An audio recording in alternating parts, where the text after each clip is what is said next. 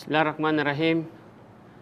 Alhamdulillahi rabbil alamin wassalatu wassalamu rasulullah wa ala alihi wa sahbihi ajmain, amma ba'd.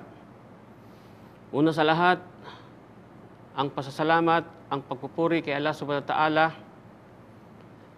at ang papasalamat sa kanyang mga biyaya, sa mga pinagkaloob niya sa ating lahat. Ganun din, nawa ang pagpapala ng Allah subhanahu wa ta'ala sa kanyang huling propeta, kay Propeta Muhammad, sa kanyang mga pamilya, sa mga sahaba, sa mga sumusunod at sa mga tumatak sa landas ng Islam. Assalamualaikum warahmatullahi wabarakatuh. Ngayon po, ating tatalakayin ang tatlong uri ng tauhid.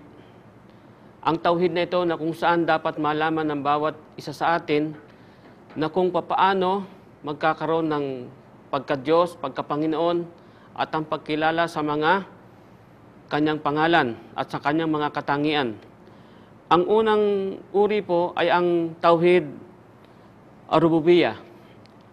Ang tauhid rububiyah ay ang pagbubukod tangi kay Allah sa paglikha, pangasiwa sa daigdigang ito, pagtustos, pagbibigay buhay, pag-alis ng buhay at paghaharit, pagmamay-ari ng mga langit at lupa. Nagsabi siya sa chapter 35 verse 3 ng Quran, may tagapaglikha ba na iba pa kay Allah na nagtutustos sa inyo mula sa langit at lupa? Walang Diyos kung hindi siya. Sinabi pa niya sa chapter 67 verse 1, magpapala siya na nasa kamay niya ang paghahari at siya ay nakakaya sa lahat ng bagay. Ang paghahari ni Allah ay paghaharing sumasaklaw sa lahat ng nasa sansinukob. Ginagawa niya ito ang ninanais niya. Tungkol naman sa pamukod tangi ni Allah, sa pangasiwa, tunay na si Allah ay namumukod tangi sa pangangasiwa dahil siya lamang ang nangangasiwa sa mga kanyang nilikha.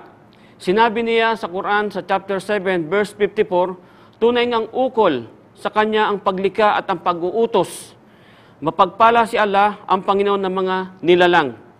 Walang nagkakaila sa uri ng tauhid na ito kundi ang mga abnormal sa mga tao. Ikinakailan nila ito sa salita sa kabila ng pagkilala ng sinabi ni Allah sa chapter 27 verse 14. At ikinailan nila ang mga ito tanda ng samantalang ito ay ang kanilang mga sarili. So ibig sabihin, nakarating na sa kanila ang pagkilala kay Allah subhanahu wa ta'ala kung paano dapat kilalanin siya, walang ibang Diyos maliban sa Kanya. Ngunit ito ay kinailan nila bilang isa sa mga tanda. At samantalang nakatitiyak sila na ang pagkilala kay Allah subhanahu wa ta'ala bilang Diyos ay isa sa mga natiyak ng kanilang mga sarili. Kaya dito po sa tauhid, malalaman na ang pagka-Diyos ng Allah subhanahu wa ta'ala na walang ibang dapat sabayin maliban sa Kanya lamang. Ang pangalawa po ay ang tauhid al-uluhiyah o ang kaisahan ng kanyang pagka-Diyos. Ang tauhid al-uluhiyah ay ang pagbubukod tangi kay Allah sa lahat ng uri ng pagsamba. Hindi gagawa ng tao si Allah ng isa pang sasambahin at pagbuukulan ng pagsamba. Ang uring ito ay tauhid ay ang dahilan kung kaya nilikha ni Allah ang mga gaya ng sinabi nga niya sa chapter 51 verse 56. Hindi ko nilikha ang jin at ang mga tao dahilan upang ako ay sambahin lamang. So, sa madaling salita, dito malalaman ng bawat isa sa atin ang tunay na dahilan kung bakit po tayo nilikha ng Allah subhanahu wa ta'ala ay para sumamba lamang po sa Kanya bilang Diyos, ang Panginoon nating lahat. At dito po malalaman sa tauhid uluhiyah ang Kanyang butanging pagka-Diyos, wala nang ibang Diyos maliban sa Kanya, at ito rin ang dahilan kung kaya sinugo niya ang mga propeta at ibinaba niya ang mga banal na aklat. Gaya ng sinabi niya sa chapter 21 verse 25, hindi kami nagsugo noong wala ka pang sugo. Kung hindi namin isiniwalat ito na walang Diyos kundi ako, kaya sambahin ninyo ako. Ito po ngayon ang dahilan kung bakit sinabi ng Allah sa kanyang sarili, innani Allah, la ilaha illallah, fa'abuduni. La ilaha illallah. So ibig sabihin, nagpakilala ang Allah subhanahu wa ta'ala sa kanyang sarili bilang siya lamang ang tanging Diyos, walang ibang Diyos na dapat sabayin maliban sa Kanya lamang.